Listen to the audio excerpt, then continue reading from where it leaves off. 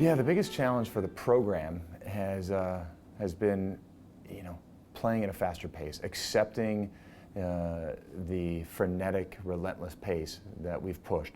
Our practices are designed to recreate the pace we play with, and they're designed to incorporate our decision making, our transition game, without having just lining up and doing sprints in the middle of practice or at the end of the practice.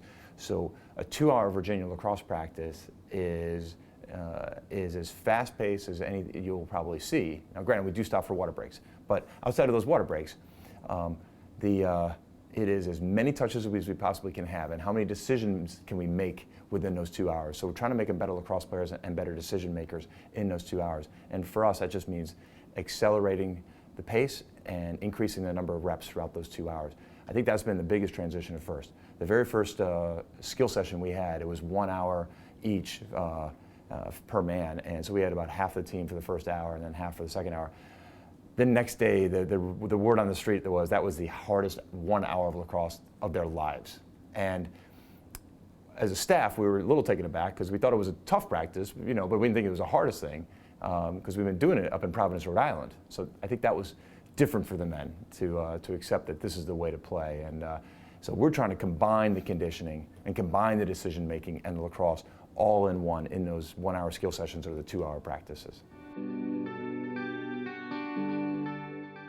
Sure. At the defensive end of the field for Virginia, Tanner Scales has already stepped up to be not only the physical one-on-one defending leader, but the voice of the defense, and as well as going into the second year as a captain.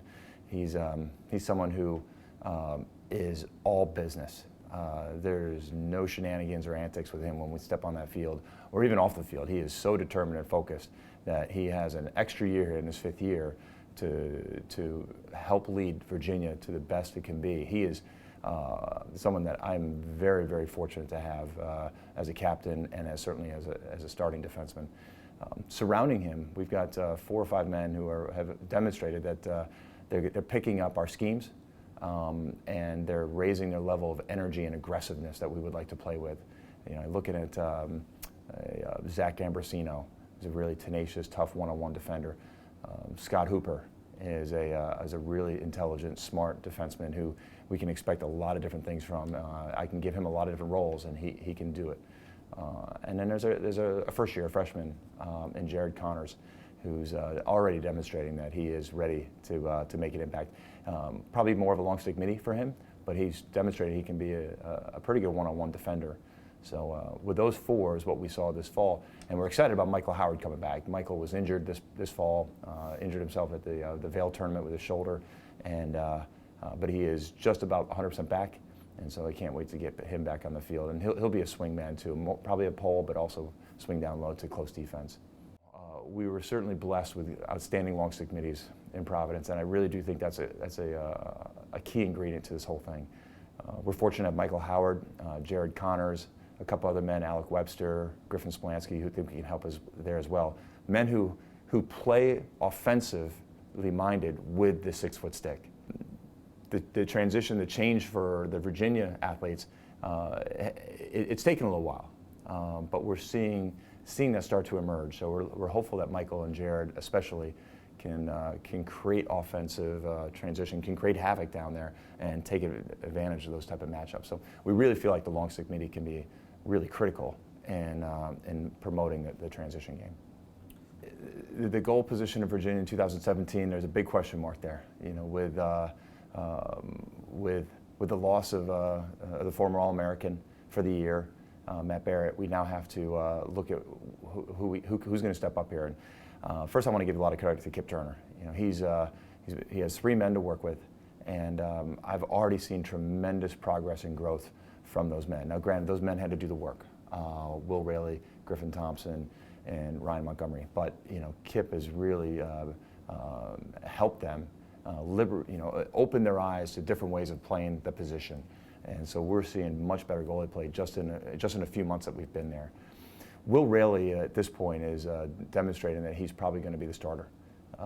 He's got a lot to prove though in many ways, and he's played a little bit over the years because of his athleticism, And now he has to demonstrate that he's more of an emotional leader for the team, that he can be the voice and be more of a stoic and poised goalie when we do face adversity, which we're always going to, it's going to come up at some point during a game.